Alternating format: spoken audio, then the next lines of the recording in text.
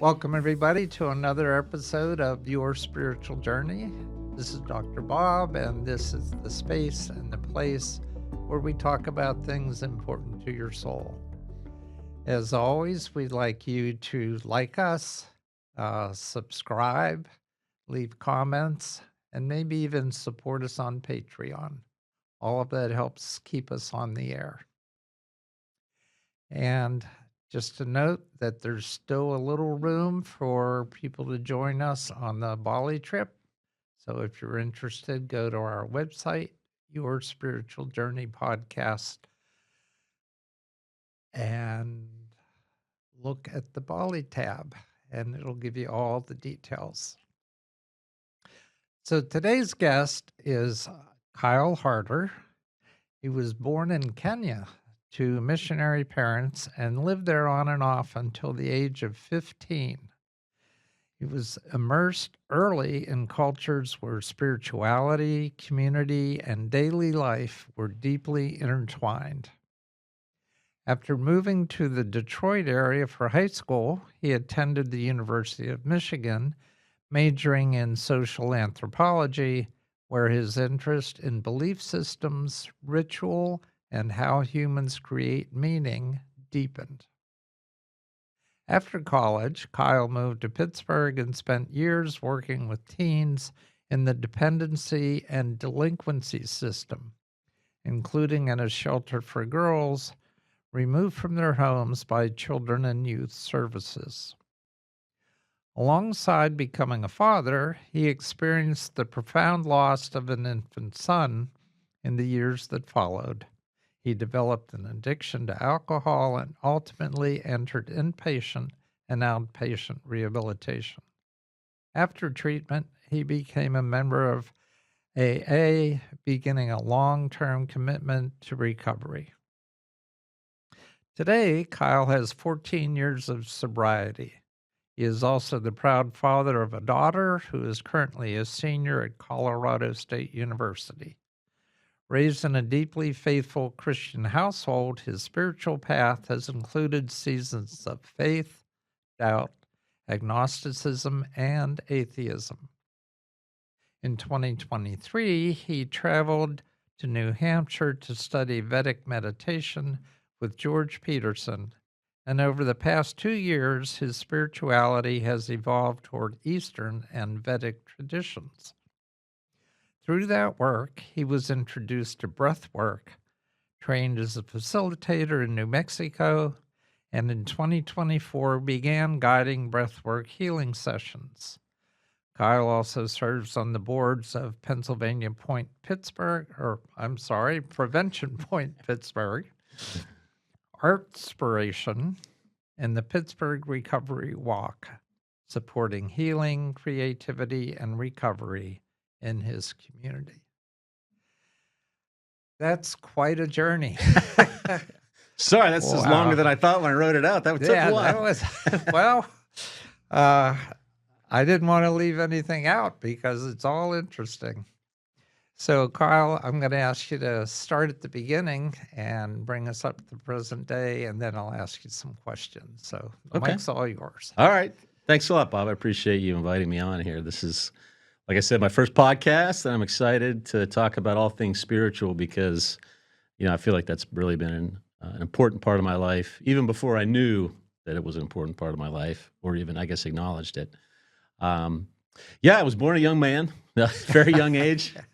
My parents were missionaries in Nairobi, Kenya. My parents had gone there the year before I was born. My dad was actually a conscientious objector to the Vietnam War on religious grounds. He grew up in southwest rural Kansas in the Mennonite tradition, and that they're pacifists. So a lot of members of that community were conscientious objectors to the war. It would have been to any war. So they went before the board, and I remember him telling me that it was important to him. I think they gave him a time frame where he would have to go overseas and do some service work, and he took longer because he said that that they have to go over and serve in Vietnam for at least a year. So I want to at least maintain that commitment. So they went over as teachers into rural Kenya, and I came along a year later. I was born in Nairobi, Kenya, which is a large city in Kenya, the capital city, and it's a great place to grow up. You had a lot of the creature comforts of a big city, but also you had game parks and beautiful beaches and rainforest and all that, close by. So that was a great way to grow up. Yeah, it sounds that way. Just for the audience members who aren't familiar with Kenya, Yes. Can you spot it on a map for them? Yeah, for sure. It's on the East Coast. In the east is in Eastern Africa, and it's kind of if you know the Horn, it's kind of right near there. Tanzania, Uganda, Kenya, Somalia, are kind of all in that area in Eastern Kenya. Don't leave out Rwanda. Rwanda is right next door. Okay, Yes, I was correct. there. So. Yeah, that's right. You went to Rwanda. Yeah. Yeah. So in Kenya, they speak Swahili is the national language. Uh-huh. And the schools actually are in English, and there's also regional languages as well. Did you become familiar with Swahili enough to speak it? A little bit. I would know greetings and little sayings and things like that. Most people, especially in Nairobi, spoke English, so I didn't really have That to made learn it it as easy. much. Okay. I kind of wish now that I would have learned more when I was over there. When you're a kid, you don't think about these things as Yeah. much. But I wish, I had a lot of friends from different countries, which was a great way to grow up. Yeah. I went to a Christian school when I was over there, and there's a lot of Americans there, obviously, but there were Kenyans that went to school there. I had friends from India, Korea, Algeria. I remember different parts of Europe. So Yeah. it was a nice way to grow up with a lot of different traditions. Not everybody in the school was of the Christian faith, but it was in the American system, and so some people wanted to get that education while they were there. I think it was interesting. I talked in the bio about growing up in the midst of a lot of community, and I think in the Kenyan culture, which is probably similar in some of the other African cultures, community is very important, and so there was that sense of community, but also the missionary community had a lot of there was a lot of community in the midst of that. Yeah. I'm thinking back now. I didn't really realize it then, but I think back now, and it's there were a lot of Americans that were missionaries, and they decided to leave and go to another country to serve, and that's probably a different kind of person than maybe your typical person that would decide to do that. So it's kind of interesting to think back that there was a whole group of those kind of people. We used to call our the parents aunt and uncle. That was like and their first name, so we didn't have it wouldn't be Mr. or Mrs. It would be aunt or uncle. It's just kind of how we knew the other adults. So it was even use the family names for everything. It was so we went to the local church there. The churches were a mix of, it was African Inland Church. My parents were there. They kind of switched after they were there initially, teaching at the school. They ended up going as missionaries. When they originally went, it was not through the mission organization, but they went through an interdenominational organization. So it was Protestant, but non-denominational. Yeah. People from all different denominations were part of it. The church was Africa Inland Church, was the local church that we attended. We were a big part of it. My parents were a large part of that. And it was a mix of expats, local families in the area as well. So that's kind of where I got my start on the religious. So I grew up in a very religious home. I don't say religious in maybe the form people are thinking, but it's just deep faith. My parents still to this day have a real deep faith and belief in God. It was just kind of a part of our lives. Yeah. All aspects of it, really. So your parents are still living? They're still living. They live in Colorado, and like I said, they're still very, very faithful people. And I'll kind of talk later about my story in Christianity, and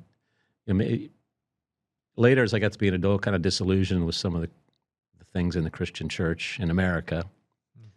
And when I think about that, it's very different than my parents or the missionary families that I grew up with.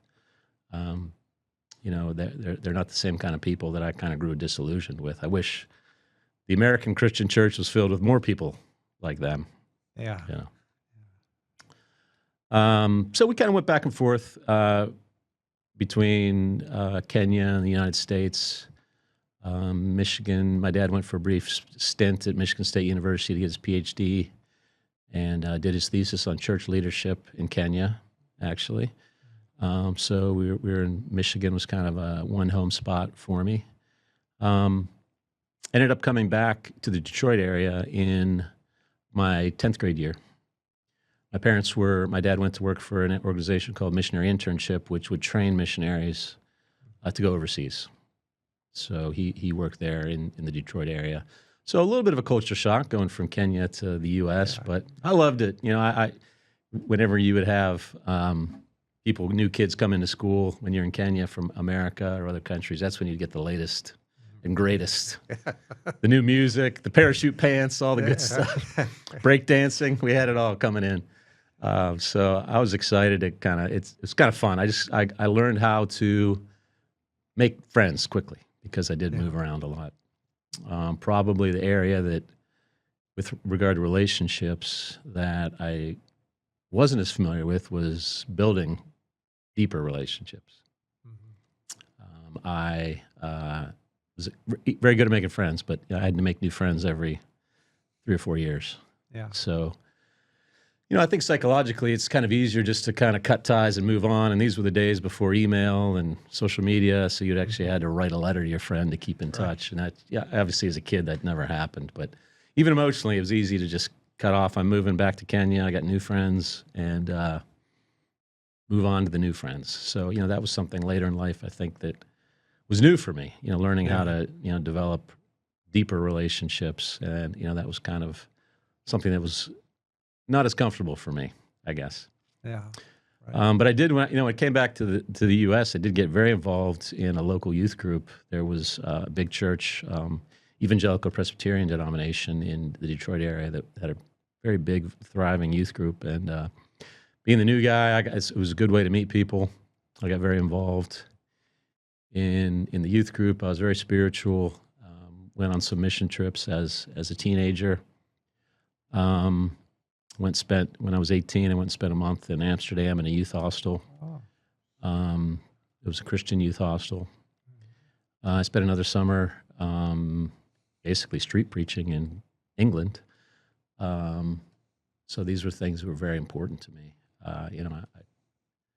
I felt very deeply, about these things. So I went off to college, and college, as it is for a lot of people, you're introduced to a lot of different types of people, a lot of different types of ideas, and I kind of had a lot of questions, about the faith that I grew up with.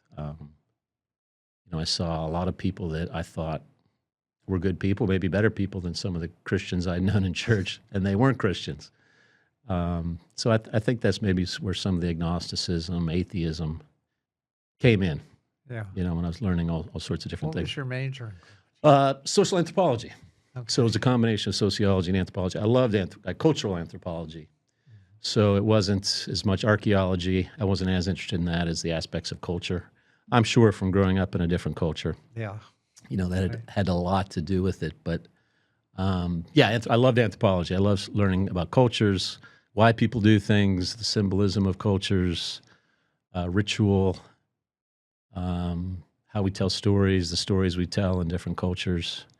And that was interesting to me. And I think that changed my thinking a little bit too, into that, every culture kind of has their stories, whether they're religious, national stories that talk about their values, things that are important to them.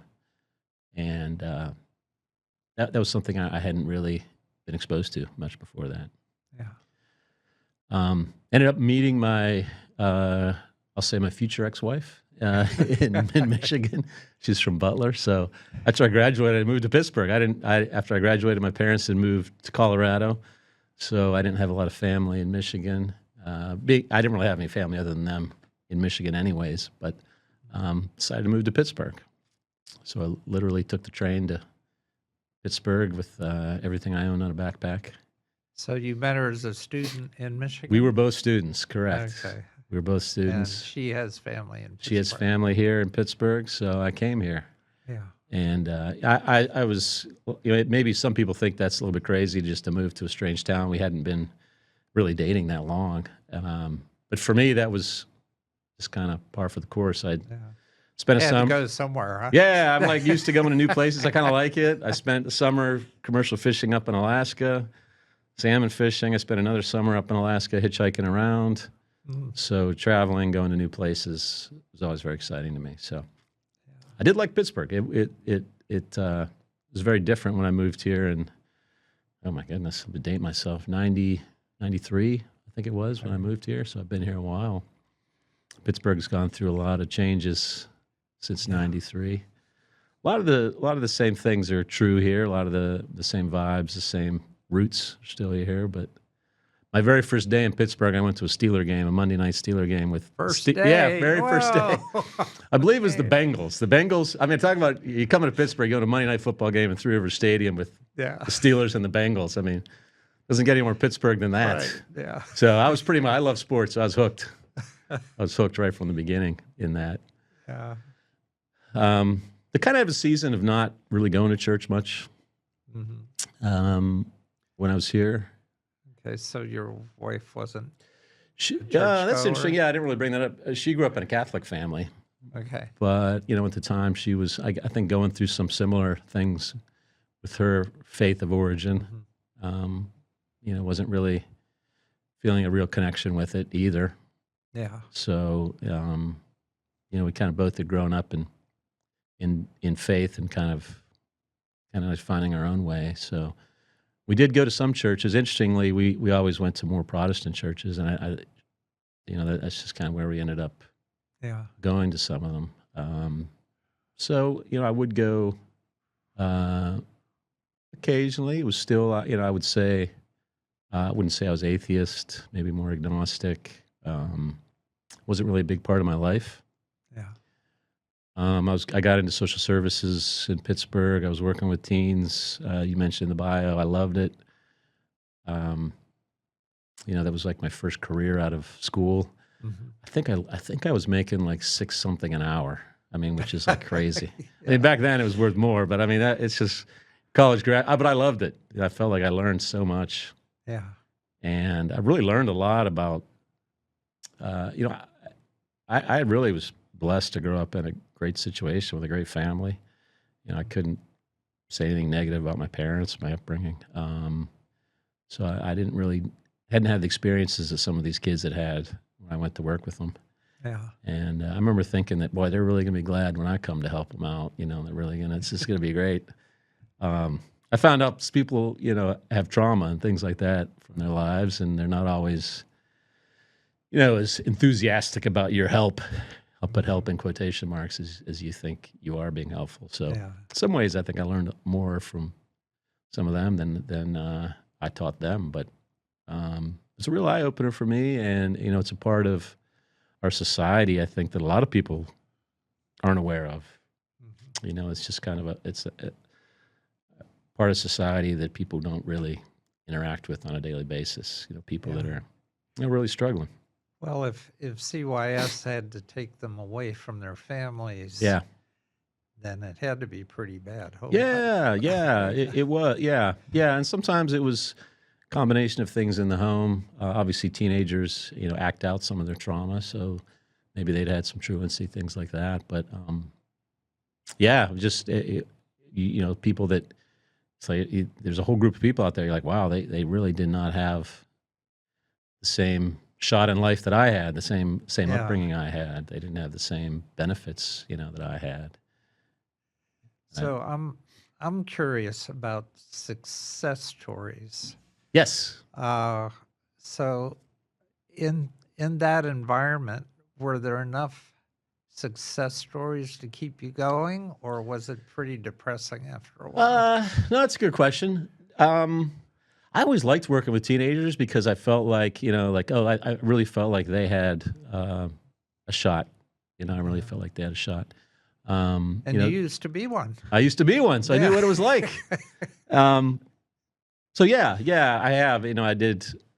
I have ran later on. I did run into people, and I know a lot of people that were doing well. And later on, I started working more with kids who are in the delinquency system, so committed some type of crime or had been Yeah. adjudicated of some type of crime. And most of them were just there really wasn't much difference, Yeah. between the kid that maybe had to be removed from their home because of some family situations, and the kid that maybe had truancy or some juvenile crime on their record. And most of them were just people trying to get through their day, trying to get through their life, and yeah, a lot of success stories. I a lot of people. It's teenage girls working with them. I remember working at a place with 16 beds, and sometimes your job was to wake up 16 teenage girls in the morning. So if you've had a daughter, you know how that is. I learned a lot. I mean, when you just really listen to people and you're there for them, it's amazing how eventually they do come to trust you, listen to you. Yeah. So that work was very important to me. I went on to do some in-home services where I'd be going into the homes to try to prevent the children being removed. Yeah. That's where I learned a lot about the parents. I worked in the shelter. I was more dealing with the kids, and I would think like, oh man, what are these parents doing? Why can't they get it together? And how come they're not great parents? And I started working with the parents after that, and I really got a new appreciation for them. What they go through. 99.9% of people do the best job that they can do at the moment, and that's true. I found of me. I do the best I can at any given moment. Hopefully I can evolve and be a different person and maybe respond better to situations. But usually I'm doing the best I can, and that's true with other people. Right. So I really enjoyed that, being able to go in and really work side by side and help these families out. But even through this, I wasn't going to church much. I felt, I guess I didn't realize how much spirituality was important to me. We did have, I had a daughter when she was born. I think that's probably true of a lot of people I see that, when they have a child, it's kind of like they start to think about these things a little bit more. Yeah. You think about how you were raised, and you want to expose them to some of the similar things. And so, I kind of Or not. Or not. Yes, depending on the trauma that you have. I will say, as far as spiritual trauma, I understand it, and I see it out there a lot now.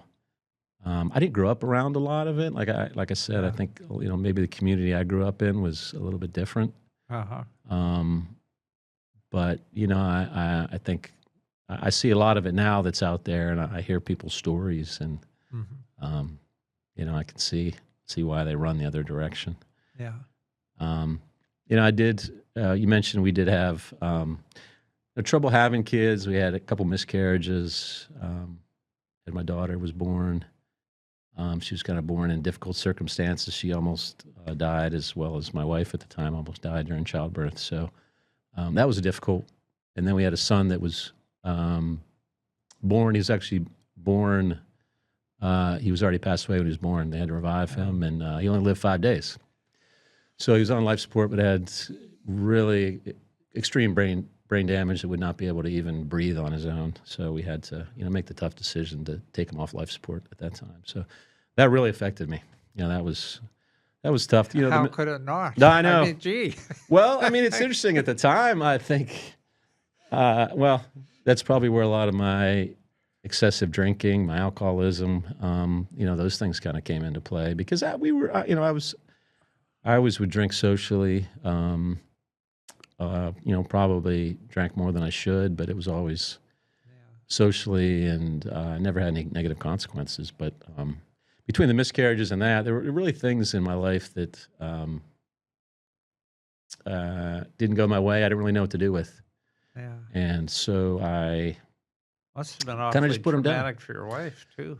It was really hard. It was really hard. And I think too, if you go through grief like that with a partner or someone close, everybody grieves in their own way. And sometimes that can be difficult, because the way you grieve isn't the way they grieve. Right. And looking back, I think there was, that raised some issues between us as well. it's difficult, when you have such grief that's so close to both of you, Yeah. and you're grieving in different ways. That can be difficult.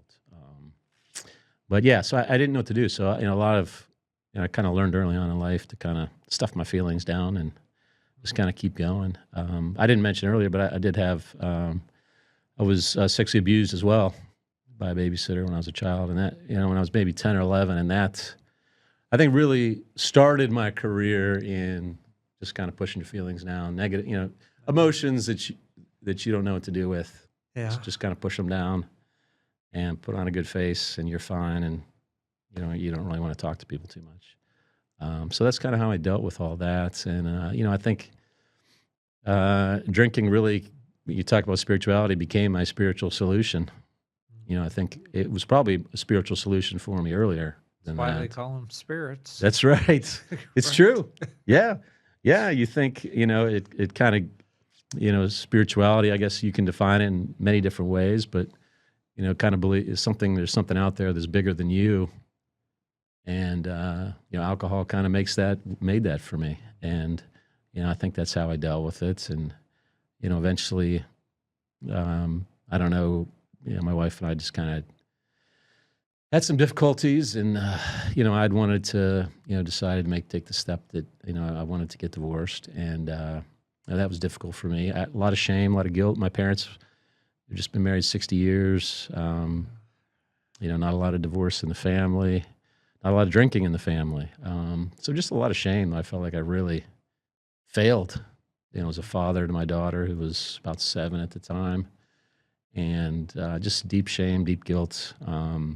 It's difficult for me to really get past that. I think that's where just fueled a lot of the drinking. Yeah. I was a very private drinker. I tried to hide it from a lot of people, but eventually I just made the choice that I just couldn't go on with it anymore. I got to the point where I was really physically addicted to it. So I had to drink pretty much around the clock, or else I'd experience some pretty severe withdrawal symptoms. So, that's when that spiritual solution stopped working for me. Yeah. Which it does. It starts out as maybe your spiritual solution, but it's not the long-term solution. And it's just, it's a very hopeless feeling when you're stuck in that cycle of addiction. It's just, the shame just puts you in that cycle where you feel shameful, you drink, you feel shameful, you drink, and it's a downward spiral. So what was the trigger point to get me said enough? I don't know. It's interesting. I think if you hear, I do belong to AA, and if you hear enough stories, they talk about the gift of desperation. They talk about the alcoholic's prayer or whatever. I do literally remember getting on my knees and asking God for help, even though I hadn't been very spiritual. And then it was probably a few days later I went into rehab, and I don't know. I think a lot of times we think of spiritual awakenings come in one big bang or a burning bush, but I think I really had little mini awakenings or little sparks, whether it's from other people or just something inside of me that made me take one more step, and I think that was it. So how old were you at that time? Oh my goodness, I was 42 at that time. And made the choice to go in, and I really just wanted to detox because I honestly couldn't stop drinking without, it can be life-threatening, so I couldn't stop. I didn't really know much about addiction. I learned a lot. At some point while I was there, I feel like I got another one of those little mini spiritual awakenings that said, this could work. This could be a new life for you. It's hard to imagine life without any alcohol when it was such a big part of my life that it's hard to imagine it without it. But I got another one there that kind of made me stay in that inpatient program and then go to an outpatient program afterwards. Been living with my ex-wife at the time while we were separated, living together to kind of hold things down at the house, and I made the decision to move out, which was a good decision to kind of get some space from that. But started going to Alcoholics Anonymous meetings, doing the outpatient program. Were you holding a job down at the same time? Actually, at that point, I'd actually been laid off earlier in the year. So I was actually unemployed. So I was getting some unemployment and Okay. trying to find a job. So, that felt weird too. You're 42 years old and you're living in a basement apartment, no job, divorced or getting divorced, alcoholic. I mean, Yeah. I wasn't feeling like I was riding high on life, you Right. know. So, that's the hard part. That's why recovery, I think, is so hard, is because you have these really deep feelings of shame and guilt that you're trying to overcome, and then not use your biggest crutch that you have, your biggest coping skill. Yeah. You can't use your biggest coping skill. You got to find different ones. So, I was doing that as well. And, the AA program, the spirituality of it was so important to me. That's where I kind of felt like I started to get my spark back as far as some spirituality, and also to feel how important it was to me. Yeah. I quickly realized I had to have some kind of spirituality. In AA, they talk about higher power, and it could be whatever you choose it to be. It doesn't have to be religion or Christianity, but I went back to the church. I found that really helpful. Prayer, church, believing in a power greater than myself. I found really helpful for me. I don't know if it's you get humbled and you feel like everything else is stripped away. And you feel like maybe you need a power greater than yourself. Yeah. To keep going. So, and certainly, my sponsor and other people in the program were so helpful. Just that bond, that support group, the community, hearing other people's, similar stories. Now, that's all real powerful spiritual material there. Shared experiences, hearing how other people have overcome it, how their lives have changed. So, that was really powerful for me. So, my daughter was still young at the age, so, we were kind of maneuvering the divorce and all that. So that was a challenging time, going through some custody battle and things like that were very challenging. But the spirituality, the group, was very important to me. And just kind of, I guess you get to a point.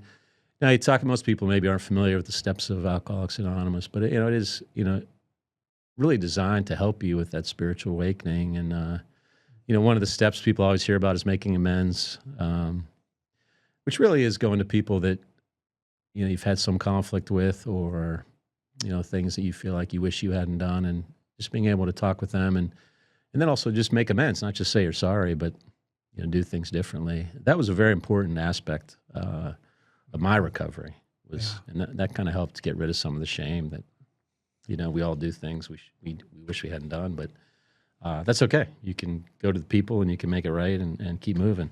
Even if they don't accept it, that doesn't matter. You did your part. So that was great. And that kind of kicked off a new era of spirituality for me. And I quickly realized, for me, maybe it's not true of everybody in recovery. And, sometimes people in the recovery community feel like everyone should recover the way they recovered, which I think is a terrible issue for us. Too much infighting. But for me, spirituality was and is a huge part of the program, and part of my recovery. So, like I said, my daughter's growing up, and she grew up going to church. She became very involved in the church as well, helping with the kids, the younger kids, and I think it was important for her. So it's all right. You talked about a custody battle, Yep. and now you're mentioning that your daughter went to church with you. Yes. So how did everything work Oh, out? that settled and where out. I mean, that settled out. I ended up with splitting custody and everything. And once that disagreement was over, I think we did a good job of kind of coming together and co-parenting, coming to an understanding, and doing the best we could in that respect. So yeah, my daughter to this day is very important to me. I think back then in those dark days where I was in the middle of the addiction and thinking that it wouldn't be so bad if you weren't around, she was probably the one that kept me going. Yeah. Still does to a lot of respects. She they say you shouldn't get sober for somebody else, but sometimes you take what you can get, right? You start where you can start. Yeah. And she's a lot like me. We're almost the same person. So when you're a parent, you know how it is. Sometimes you feel like you can see the pitfalls ahead of your children, Yeah. but you got to let them live their lives, Right. and learn their own lessons out of life. But yeah, it's interesting. We both kind of, I don't know, I just got disillusioned with Christianity in America, and I don't say that. I've really come to see when you look at all religions, all people, everyone wants to connect with God. I mean, I think whatever you call God, you want to call it the universe, the great spirit, whatever you want to call God. Everybody wants to connect with that, and I think that's every religion. And I don't. For me, I kind of grew disillusioned, but I know people of great faith who found a great connection with God through Christianity. So I think that's great. I think that's awesome. And there's some of the shame based things that I feel like maybe I grew up with that. There's something wrong with me. That I'd have God come in and fix some of those things that were wrong with me. Some of those things maybe weren't so helpful for me. Growing Yeah. up. My spirituality is evolved. I think I've certainly evolved. It's been a huge part. When I had a period probably for a couple years where I just didn't go to church. Wasn't super spiritual. Still sober, still having a great life. And it just wasn't a big part of my life, but I definitely felt something was lacking. And I had been in a longer relationship, about 10-year relationship, and that was dissolving, going away. I had one of my sponsees of 10 years, best friend, my brother, took his life. I'd have been in 23, and wrote me a note, and that was devastating. I had some things that, again, some things that happened that were really tough to deal with. At the time, I didn't feel like spiritually I was in a place I wanted to be. So, that was kind of a catalyst to learn some things. Is that an older or younger brother? He was close. He was a little bit younger, but close to my age. Yeah. Okay. Not my actual brother, but he was like my brother. I guess Yeah. I should have said. Just an amazing person, but he had some struggles too. But yeah, that was a level, a type of grief that I hadn't really experienced, before. And I had a friend that actually went to India to do a meditation workshop. I've always tried to meditate before, and I just found it didn't really resonate with me. I mean, I just didn't know. I didn't feel like it was helping me. I didn't feel like I was good at it. Yeah. I always thought you had to quiet your mind, and I just had trouble doing that. So I kind of talked to him, and he gave me an app that was kind of based on the meditation technique he had learned, this Vedic meditation, and I tried it. It was amazing. So I'd heard, I mentioned George Peterson. He's a teacher of this type of meditation. I'd heard a podcast with him. He's in recovery. And just from doing a little bit of meditation with that app, it really had changed things for me. I don't even know why. Again, it wasn't, you start meditating the next day, you're floating on a cloud, but I can just see gradual changes. I did it mostly just to help with stress, anxiety from my friend passing away and these other things. But I felt like it really grounded me in a way that I hadn't felt maybe grounded in a while. Yeah. So when I went to learn this technique, you really have to learn it in person. So I spent the weekend learning it. Give you your own mantra, and the way I love about this technique of meditation is, they tell you you don't have to try to do anything. Just kind of repeat the mantra in your head, and if your mind's thinking about your chores, what you're supposed to do next week, that's fine. That's your mind, your body getting rid of that stress. And I was like, wow, that's pretty powerful. Some days I didn't feel like my meditation was even worth it, but day after day, I'd meditate twice a day, and just had a profound impact Yeah. over time. To the point now where I can't imagine not. I don't know what would happen if I didn't meditate twice a day. Yeah. And, I was kind of in it for not necessarily the spiritual rewards of it, or the spirituality of it, more for just the stress release and lowering anxiety. But, a lot of these spiritual aphorisms that I learned through it really came true for me. I started to believe some of these things because I experienced them. So I did kind of get more interested in the spiritual aspects of the Vedic traditions, traditions coming out of the Vedas.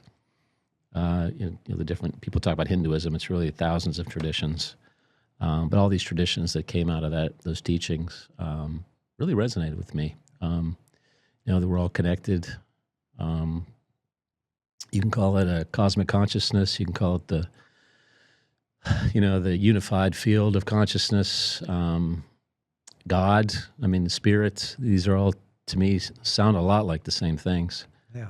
Kind of the unmanifested power out there that creates everything, really. So I started to feel more of a connection to that. He started doing breath work with me.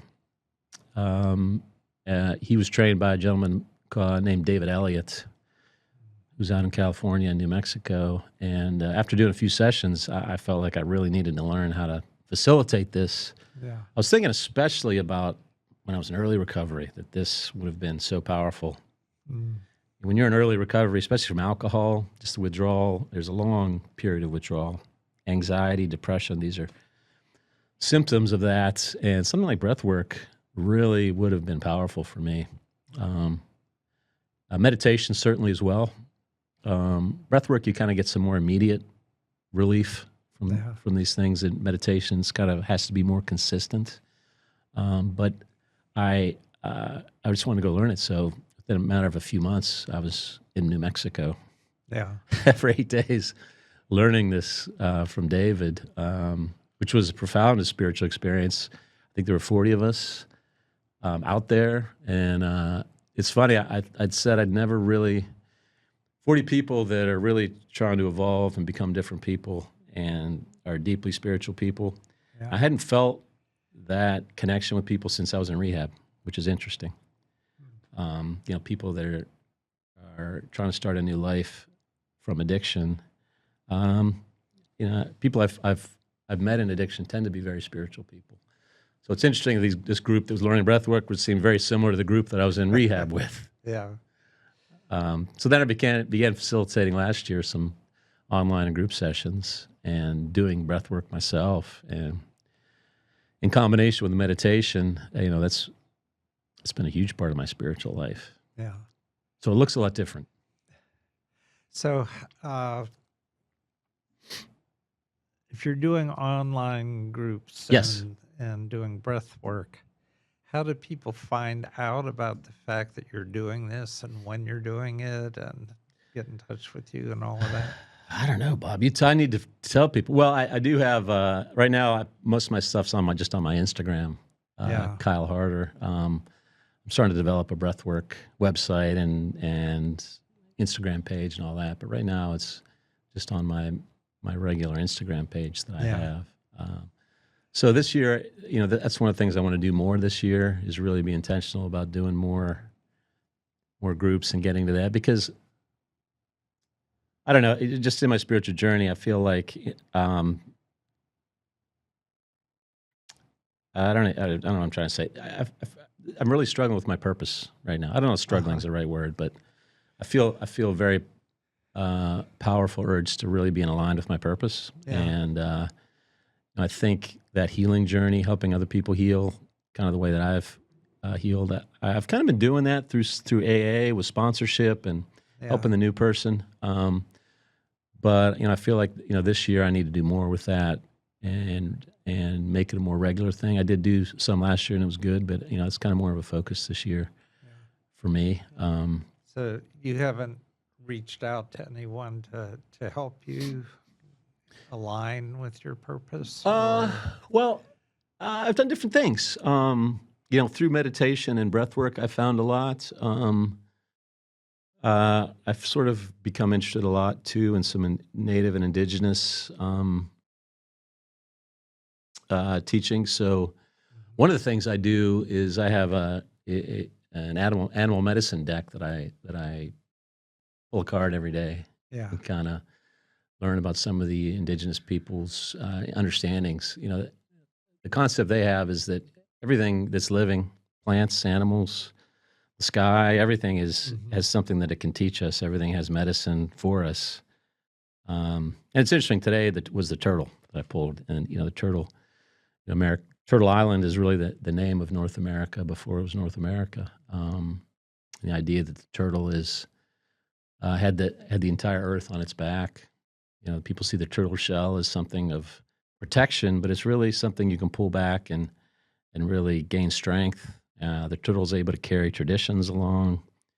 Um, Slow, steady progress is what really leads you on the path.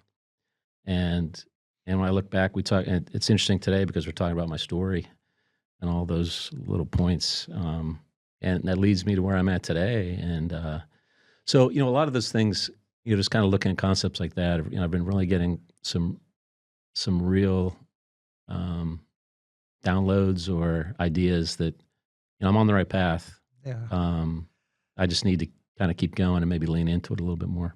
So how did you discover this deck? Who introduced you to it? This what?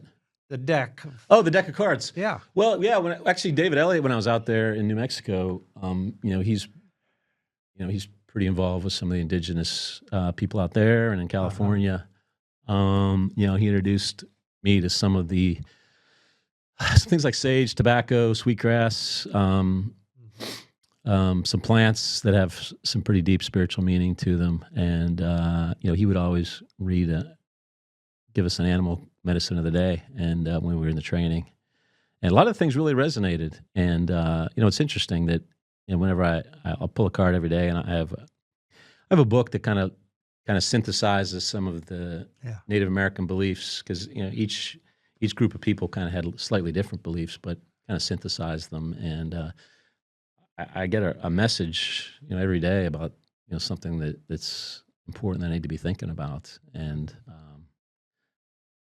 there's these traditions, not only I'm talking about the Vedic traditions from thousands of years ago, but the traditions we've had here in America for 10,000 years.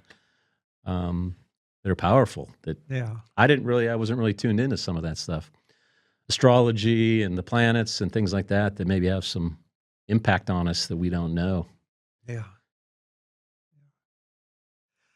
So there are a couple things in your bio that uh, interested me. For instance, Artspiration, Oh yeah, and you're on the board of Artspiration. yes. So what's that all about? I'm glad you asked. Nancy will be very happy that I'm talking about Artspiration. Artspiration is a nonprofit in Sharpsburg. There's a gallery there called Ketchup City Creative. Sharpsburg was where the Heinz brothers got their start. They started making ketchup in Sharpsburg. Uh-huh. So, anyways, Artspiration is a nonprofit that runs Ketchup City Creative, which is a gallery that people are artists, or they want to teach, or they want to have a music show. It's available for artists. For just we just asked for a small donation to have the space, and I wanted to get involved in the Sharpsburg community because I moved there about 4 years ago, and I love the community. I got to know a lot of Right. people in the community. It's a great town. So I got involved. Nancy Goldberg runs it, and she'd asked me to be on the board of Artspiration. Artspiration, really, the mission is to try to develop community through art. Uh-huh. So there's a couple projects. There's a new mural in Sharpsburg that we commissioned. There's a sculpture down at the James Sharp Landing, the marina in Sharpsburg, that we commissioned, and we raise money to pay the artists. So it's Right. a way to both support local artists and also use art as a way to increase community. And really focused on the riverfront communities, so Etna, Millvale, Sharpsburg, Yeah. those kind of areas, those small communities that are along the river. And not that we don't help others, but that's kind of our focus. So that fit with really just I love arts. I like to be creative. David Elliott. One thing I learned from him is creativity is a shortcut to spirituality. Anytime you're not feeling, really connected with spirituality, do something creative. And so Right. I've always felt creative. I like photography. That's probably one of my main creative outlets. But creativity is important to me. I love art. I like to support artists. I think they're really important for our society, and a way to build community. Especially where I live in Sharpsburg. Yeah. Okay. Well, that sounds great. Uh, Prevention Point, Pittsburgh. Oh, do we have another hour? Prevention Point. I love Prevention Point, Pittsburgh. I worked at Gateway Rehab for a little while. I'm very involved in the recovery community, the Recovery Walk, which is in September every year. If you haven't been, Recovery Walk, we got about 3,000 people last year. Wow. Walked down Penn Avenue downtown, and it was awesome. But Prevention Point is one of the two syringe service programs that's in Pennsylvania. So they not only help with giving people safe injection supplies, safe drug supplies, handing out syringes, but also do things like wound care for people. They have social workers that will help people with anything that they need help with. I love the program. There's nobody else doing it. Handing out naloxone. I mean, just the number of overdoses that they've reversed Yeah. with naloxone they've handed out. I mean, literally saved thousands of lives just doing the work that they can do. And, some people in the recovery community don't necessarily agree with giving people, having people come and get safe drug supplies. Yeah. But I volunteered there on the sites, and it's powerful, that Yeah. people, whether they are using drugs successfully or they're not using drugs successfully, they can come to a place where they're really accepted. They don't have to, a lot of places, they are not treated with dignity and respect. Yeah. And to have a place where they can come and do that it's amazing.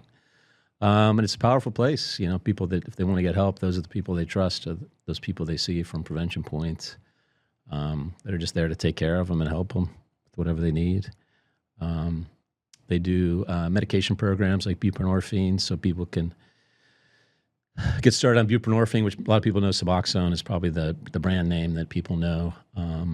These are medications that can help with opioid addiction, so they can help get people started on those medications. Yeah. And, the people that I've met at those sites are some amazing people, some of the participants. So that's one, I love that organization. I love the people that are involved in it. They just have given a lot to this community, and there's no one else doing it. So Yeah. I know recently there's a lot of funding was cut in the area of harm reduction. Mm-hmm. And last week there was some cut and it was reinstated, but there's been other cuts, which Oh, great. I think would be devastating. I think we'd see a large increase in overdose deaths if we got rid of some of those programs. So it sounds like you're keeping pretty busy. Yeah, I really, with my daughter being in college, I've really taken it as a time to invest in friendships and doing things that I like to do, being involved in the community. Those things are important to me. Yeah. So I've really enjoyed doing that. Well, I appreciated connecting back with you. Yes. Because it had been, I don't know. Oh my goodness, a lot of 15 years. Or Yeah. something, a long time. Yeah, I'd always loved, when we went out of town, have our talks, I always enjoyed hanging out with you and then seeing your podcast. Yeah, and I was trying to picture, the last time that we had been together prior to, a few weeks ago, and I couldn't. I I know, I couldn't don't even bring know it what to year it mind. would be. Yeah, I don't even know what year we'll have to figure it out, but yeah, yeah, no, I've always enjoyed, like I said, talking with you, and I know you're a very spiritual person, and your viewpoints on things I've always liked a lot. So I love your podcast, and I think it's I like the guests that you get on there. It's You know, there's all kinds. keep going because it's important. Well, we appreciate all the support we can get. As I always let the audience know each Right. week, we want to stay on the air. I have a goal of at least 365 episodes, and we're at about 160 right now. All right, 200 to go. Because I want my granddaughter, after I pass, to be able to watch me every day Oh, that's awesome. Yeah. That's great. with a new guest every day of the year. Oh, that's great. So it may sound like a strange goal, but that's, Yeah, no. No, I think there needs to be more things. things like this. I think people get into their camps of what religion they are, but I think more discussions on spirituality, how you make your connections to whatever you consider your higher power. These are so important. Yeah. I was listening to another guy, Light Watkins. I don't know if you know Light. He was actually a teacher of mine, meditation teacher, but he was talking the other day, and he said, if you tell someone it's impossible to be wealthy, they'd be like, well, it's ridiculous. It's very possible to be wealthy. But he said, if you tell someone, it's impossible to be happy, people might go, oh, maybe he's right. And I don't think it's not impossible to be happy. And I think these are things we need to talk about more. Yeah. No, I personally think happiness is a choice. Yes. Because Yeah. it's just another choice in life. I think I'll be happy today. Yeah. And Yeah. and then you can be happy. Right. I used to think happiness was just, being blissful all the time, but it's not always like that. But it's definitely that contentment. Yeah. I found it through sobriety and AA, and I found it through meditation, some of these things. But that contentedness that's what I think I was looking for in addiction. And I think a lot of people are looking for that feeling. Well, the day-to-day barrage of fear-inducing news, Yes, and things that make you fearful of the future or fearful of today. You can buy into that and say, "Okay, I'm going to be fearful." Yes, or you can say, "Forget it." That's not the life I want to lead. And I could ignore that, and I can be happy and find joy in the little things in life. Yeah, I've been thinking a lot about that lately. Like the unknown can either be scary, or you can look at it as limitless possibilities. Yeah. And I go back and forth. I'm not saying that I'm out here just always riding high on a cloud and thinking change is great and the unknown is great. Sometimes I hear those fear voices too, but. The one thing I've really learned through meditation and breath work is I've listened to my heart voice more. That voice inside of me it's the voice that's telling me to go ahead and do something. It's not the voice that's telling me, don't do it. Something bad's going to happen. So quieting down all those other voices has been very crucial for me. So do you ever combine the breath work with meditation? Yeah. Okay. I do. I do. I try to do breath work. I do meditate twice a day. I try to do breath work every day. I don't always do it, but if I like to meditate and do the breath work close to around the same time, I find that very impactful for me. So could you define for the audience what exactly is breath work? I mean, Oh, we're all breathing all the Yeah, time. we're doing it. So, We're alive. so what the heck? Yeah, and there's a lot of forms of it. In Sanskrit, it's called pranayama, which it's kind of like the breath of life. I mean, it's our life force, really. So I think it's the idea that it's our life force, it's our energy, and by moving it through our body, we can heal ourselves with it.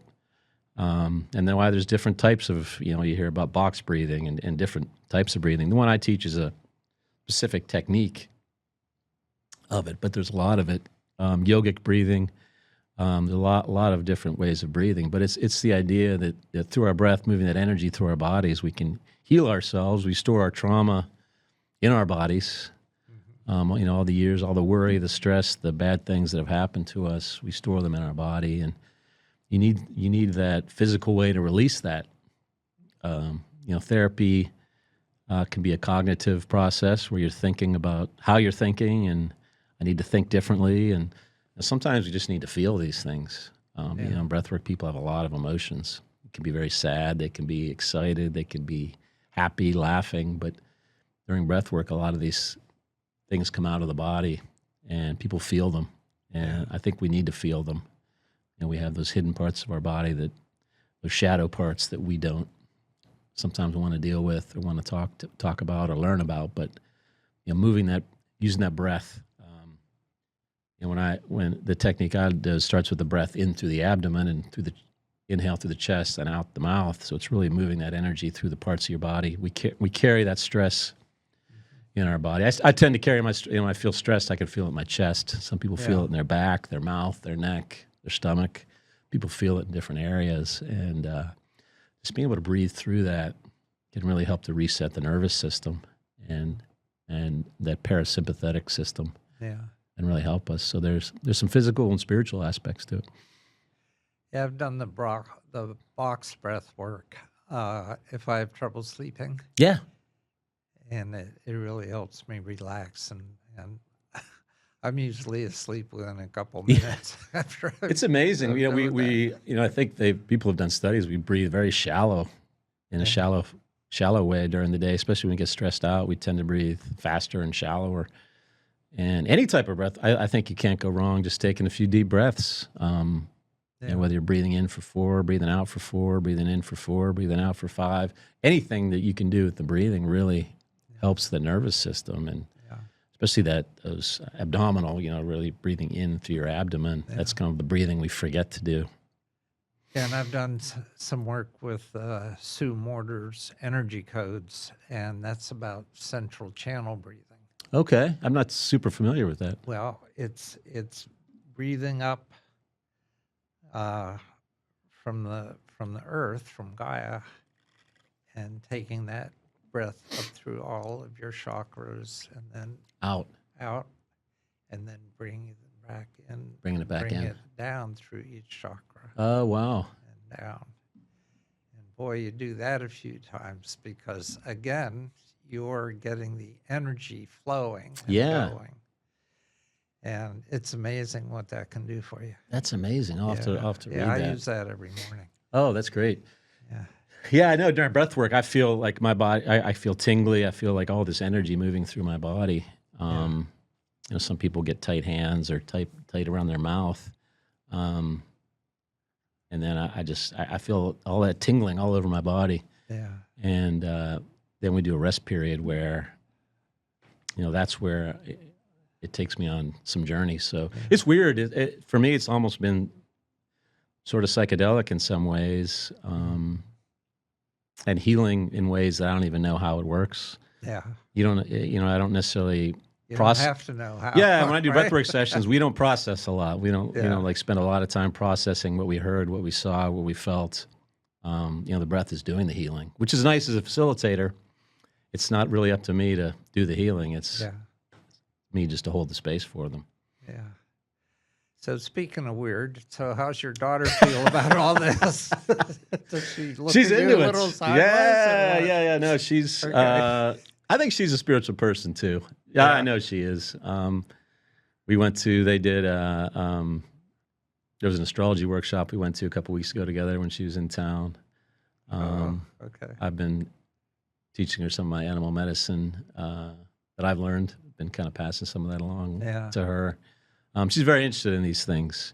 Oh. She's had an incredible journey herself, type 1 diabetic, anxiety and depression, some things she's really struggled with, but she just kept going. I mean, she's my hero that, so she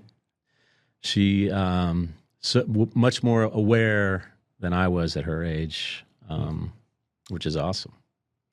She's... Well, she couldn't help and she's stuck with you. Yeah.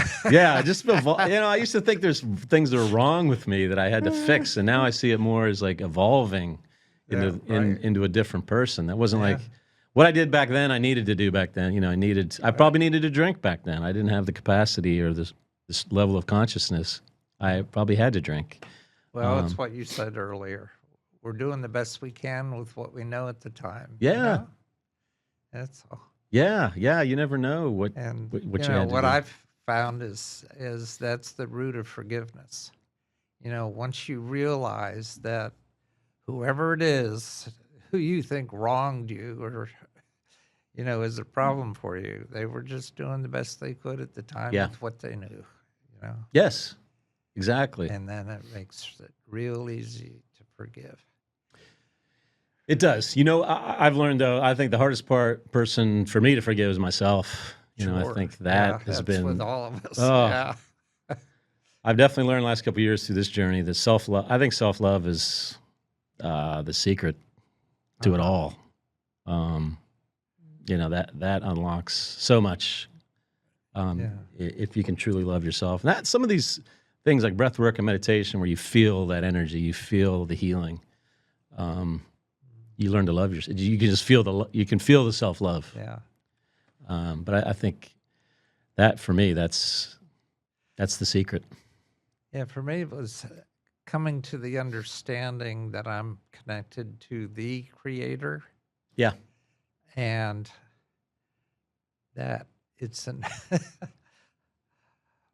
what am I doing if I don't have self-love? That means that I don't love the Creator. I mean, Right. there's Right. the Creator screwed up when I was created. Yeah. You know, Yeah. The divine is in us. right? So anyway, that was a big realization when it came to self-love. It's like, okay, Creator don't make no junk, so That's I must right. be okay.